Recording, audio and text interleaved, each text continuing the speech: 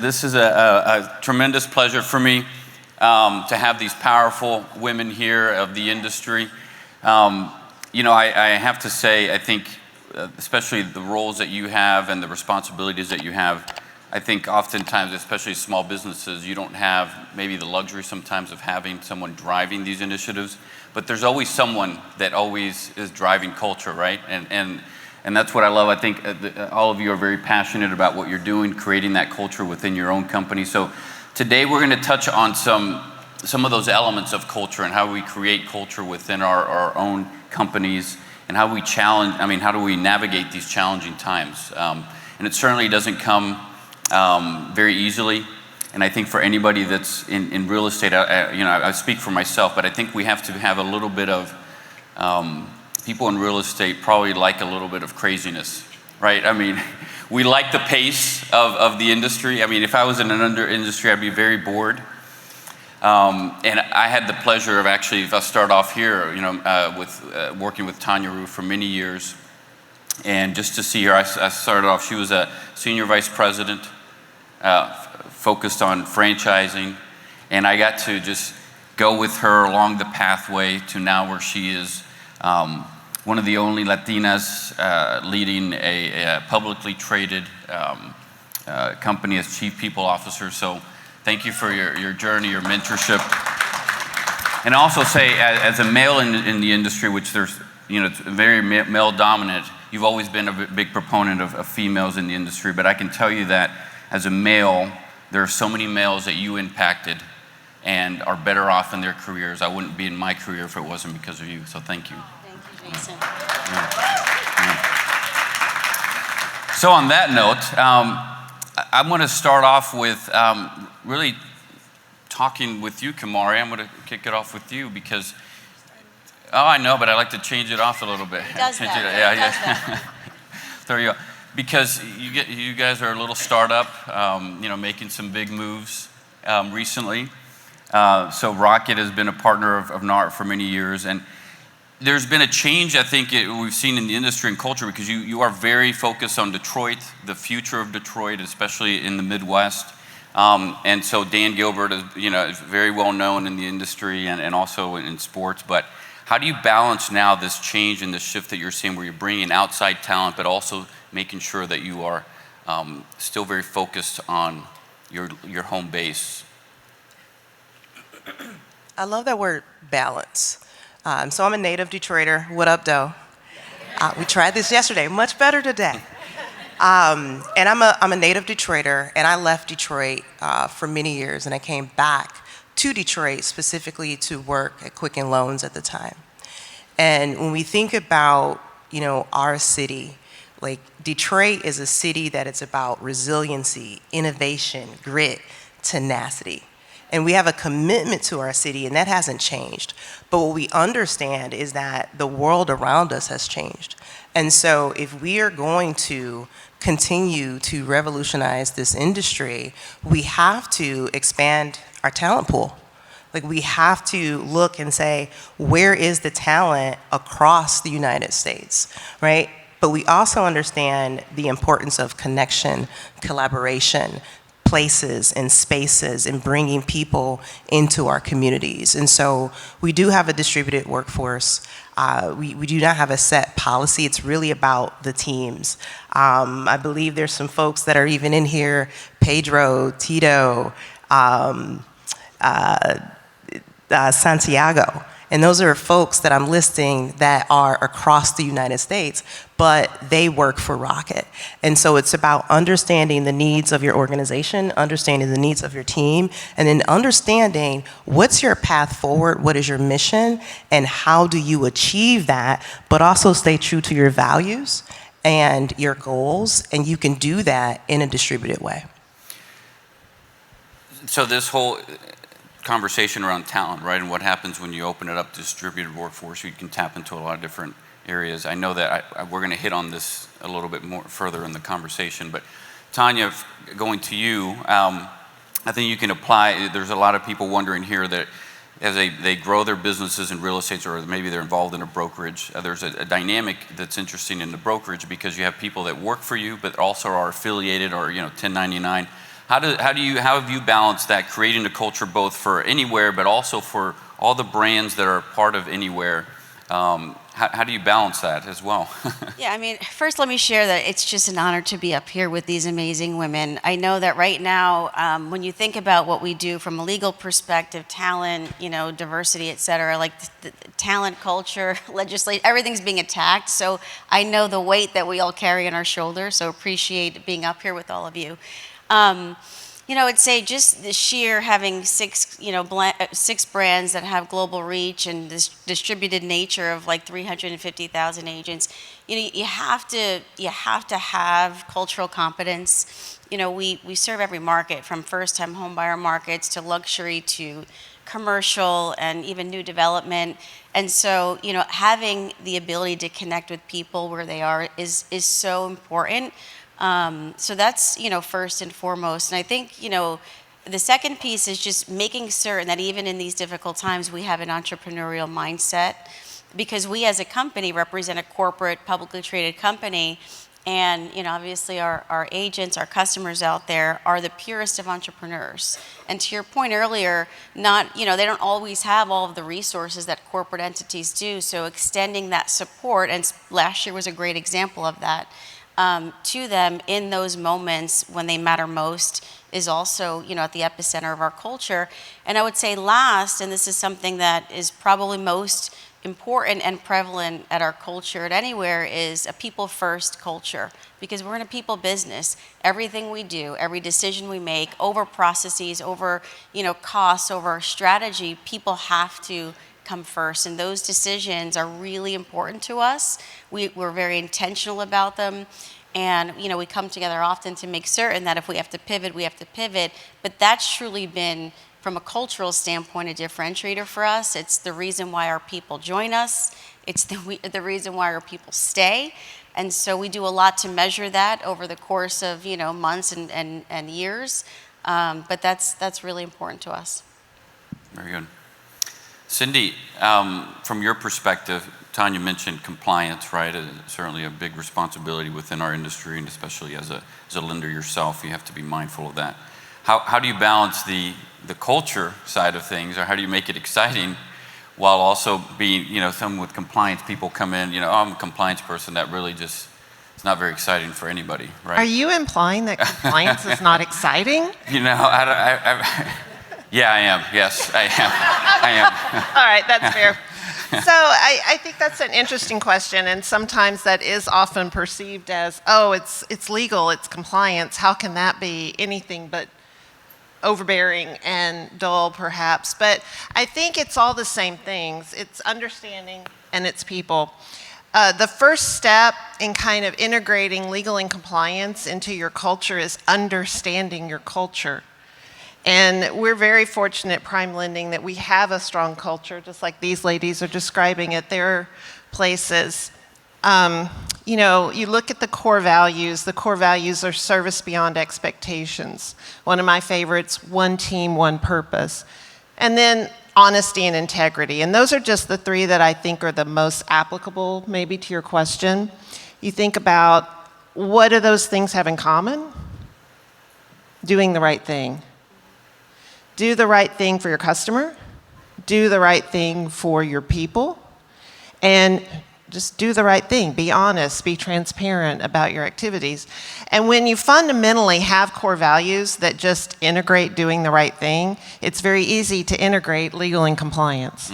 They go hand in hand. Yeah. And it gives you a vision and a purpose to move towards. You're not doing it because someone wrote it down on a piece of paper and said it's the law and you have to. Yes. You do things because it's the right thing. And I tend to approach, when I'm educating and empowering our leadership and our employees on legal and compliance, to fundamentally start with, we're all here to do the right thing. Right.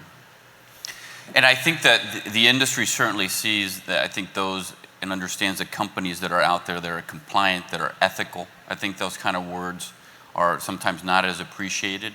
But I think those companies that hold those standards that are beyond what regulation tells you, that says, we're going to exceed that, we're going to go beyond that, people really appreciate that. And I know those are the companies that have the longevity, in my opinion. So I said the word balance a lot, right, during this conversation, but you are really a big part of that. I remember being involved in some of these situations within the real estate space, whether it was COVID, that was very transformational.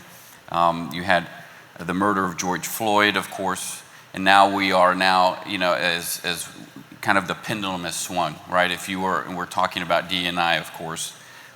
This is, I think, for those that are practitioners in the D&I space or in human resources space, this is not probably a surprise, right? We know that changes happen. Yesterday we had a conversation, an open conversation, and I always loved being able to be in a culture where you can have these conversations openly, right? Because our workforces are diverse, and we need to have a space so that people feel comfortable to speak.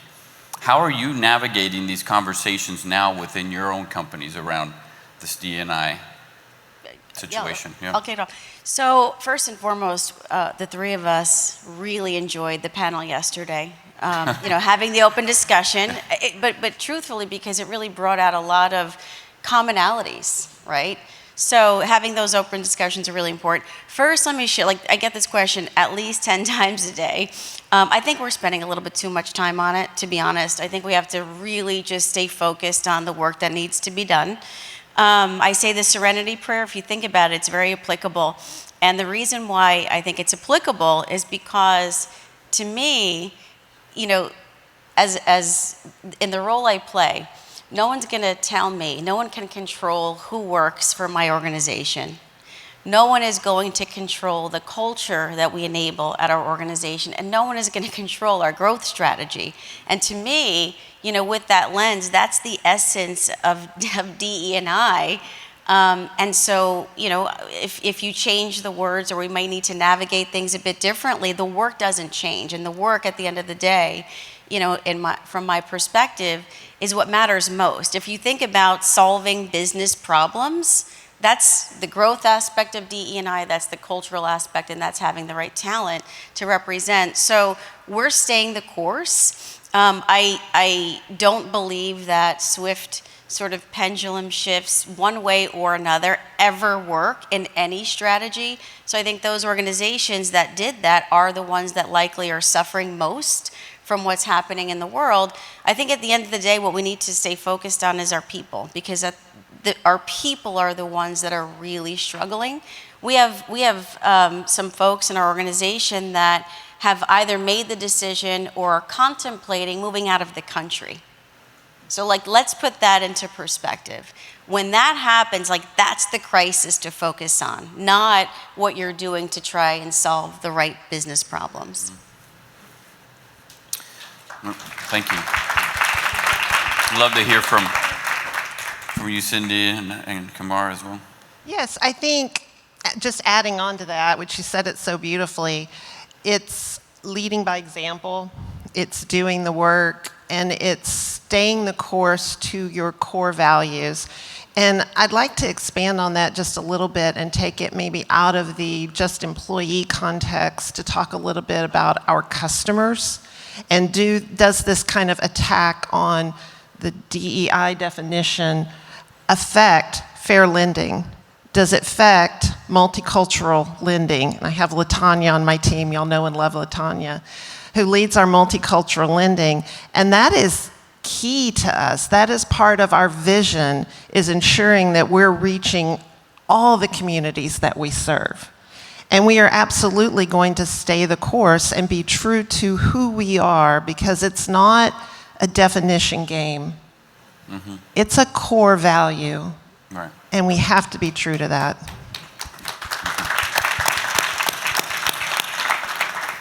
What more can I add to that? I would just double click on what both of these ladies said.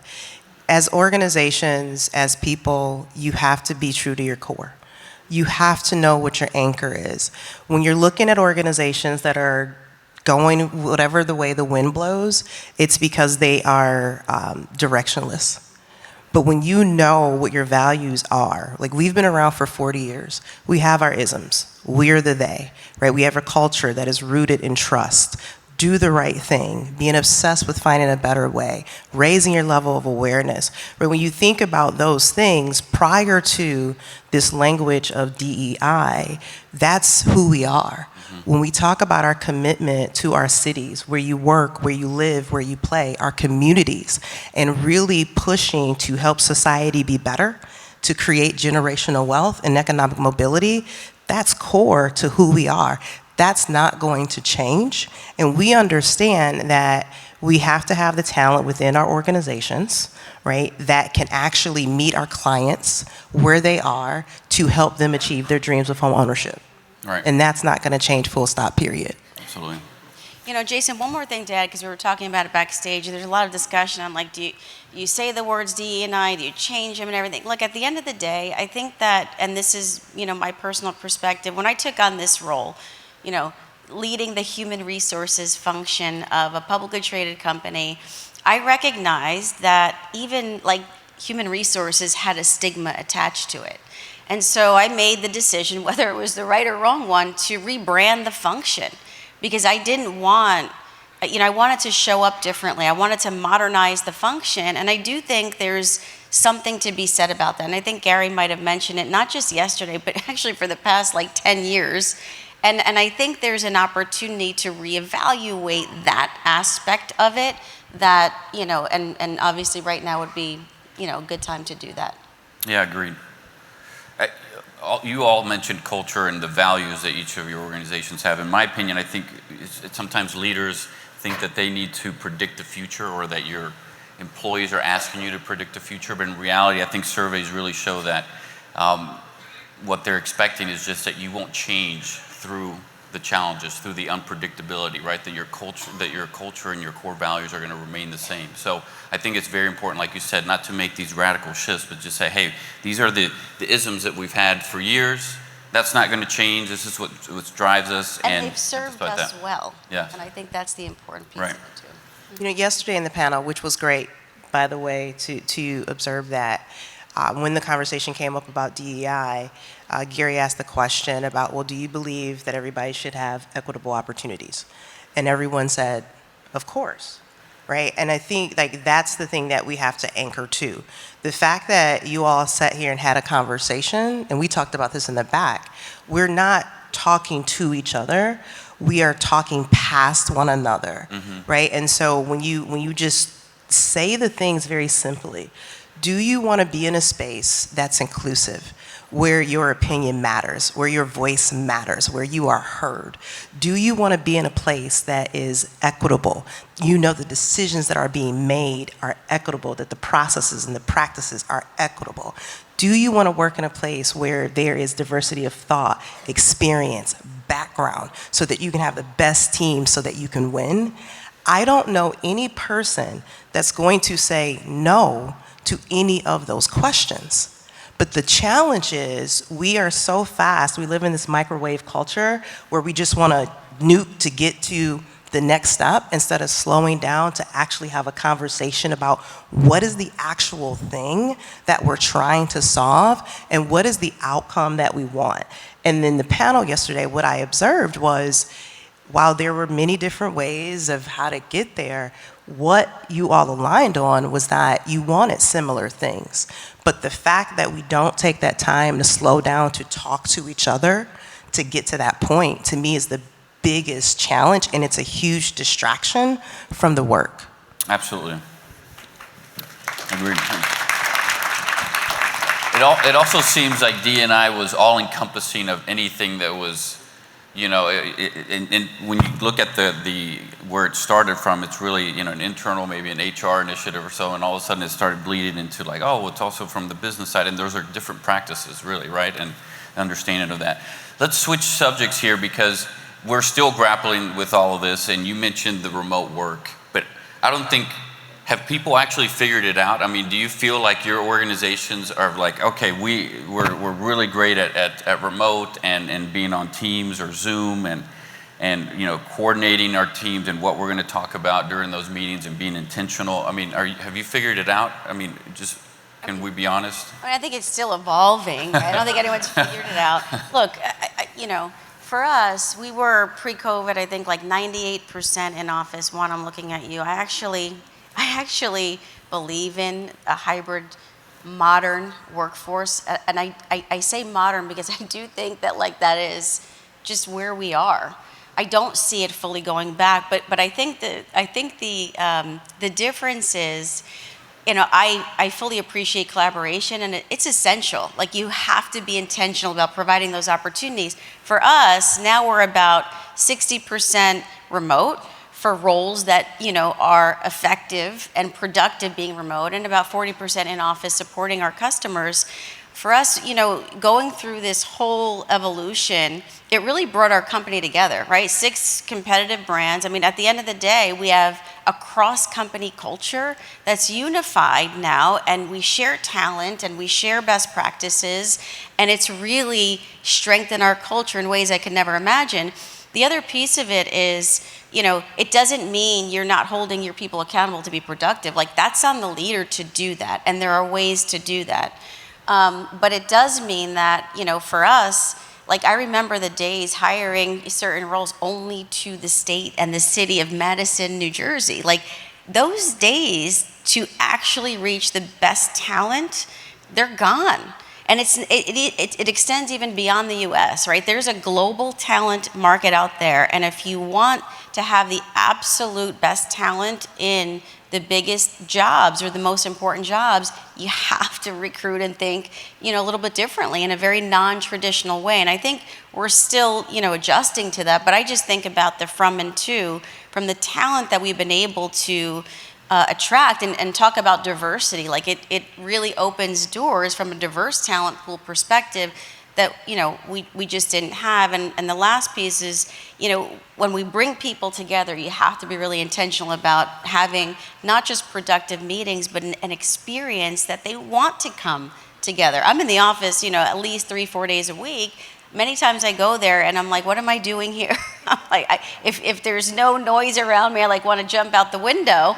But there's a way to do it right. It's, you know, we've not, you know, it's not precise for us, but bringing our teams together in a very intentional way has served us well. And at least for the foreseeable moment, we're staying the course on that front. So hybrid. Yeah, we're hybrid too, and I would say it is evolving. I think the beauty of the modern workplace, as you describe it, is that it gives you so much agility and flexibility. Like, if you have a particular position that you're trying to fill this talent and your talent happens to be elsewhere, you can still make that work, right? And so it just gives you a lot more options.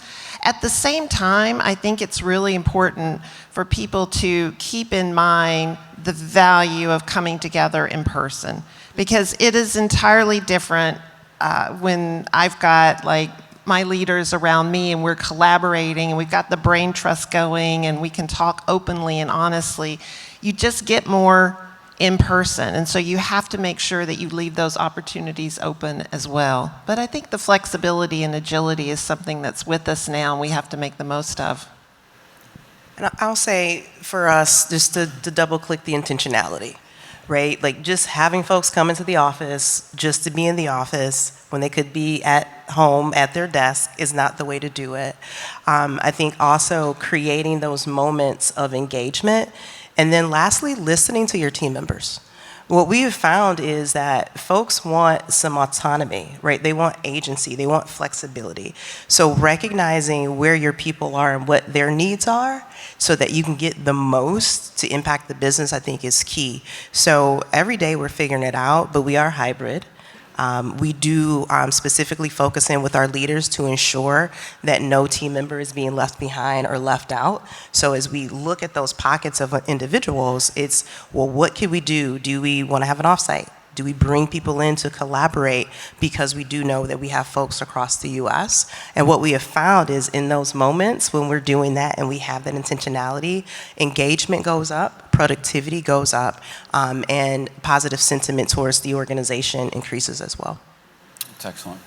So we have a few seconds here, but I always thought of HR as it's kind of like the mom, you know, like you go to them and like, oh, I need help, you know, and like. I felt like I was your mom. Yeah, you were exactly right. No, but you've had that comfort, right? Which is you're bringing all these conflicting, you're trying to solve issues with one another. Tell us exactly, making the case, especially going back to as they evolve in their business, why is it important to have HR, however you want to call it, as part of your strategic team to not just talk about culture, but also how you're driving business? Because I know you especially, and I'm very involved in how the business is also projecting forward. To me, talent trumps everything. You have to have the right people representing your business from both a skill set perspective as well as, from a cultural perspective. All too often, we settle for mediocre talent. And that's not going to get you to next level. And so for us, as an executive committee, we probably spend literally 40% of our time together owning the top 200 leaders from a talent strategy perspective. And we didn't do that years ago. Planning for, being agile, pivoting from a business strategy perspective, planning for succession so that the businesses that you're building actually are sustainable and have a legacy when you either decide to do something different, is important. Everything else, strategy, product, service, and everything comes second. Talent for me, comes first. Yeah. And I'll just say, there is no effective business strategy if you do not have an effective talent strategy, right? Your people are your culture. Your people are on the front lines. Your people drive the business. And so if you're not investing in your people, if you don't have a people-first mentality, you will not have long-term sustainable success. Right. And I'll just add on, speaking of you, kind of like your mother, I think I've been referred to more as the lawyer Mama Bear because I protect my cubs ferociously. And I do think that's just another thing that people respond to, that you're actually looking out for them, that you're there to protect them, and that can add a real nice flavor to your culture. Excellent. Thank you. Let's give them a hand up. Thanks for joining.